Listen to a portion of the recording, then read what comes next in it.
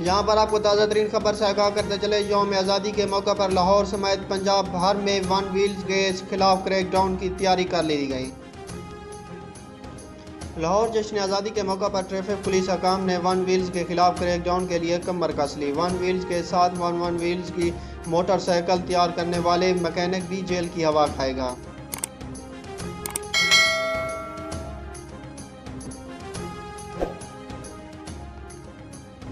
DIG traffic Imran Mahmood की जानिब से इस हवाले से ट्रैफिक अफसरान को अहकामात जारी कर दिए गए हैं। डीआईजी ट्रैफिक इमरान महमूद का कहना है कि वन व्हील्स की मोटरसाइकिल तैयार करने वाले मैकेनिक भी जेल की हवा खाएगा।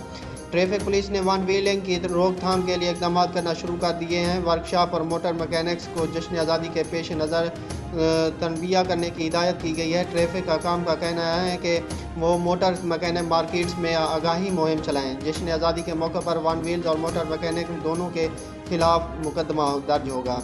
यह जश्न आज़ादी एक्सीडेंट फ्री जश्न आज़ादी होगी। मोटर मैकेनिक्स वन व्हील्स की मोटरसाइकिल तैयार करने और साइलेंसर निकालने पर इज्तनाब करें। साबका रिकॉर्ड याफ्ता वन व्हील्स की लिस्ट मुरतब की जा रही है। जश्न आज़ादी पर शहरी खसूसन वालिदैन को मुस्बत किरदार अदा करने की ज़रूरत है।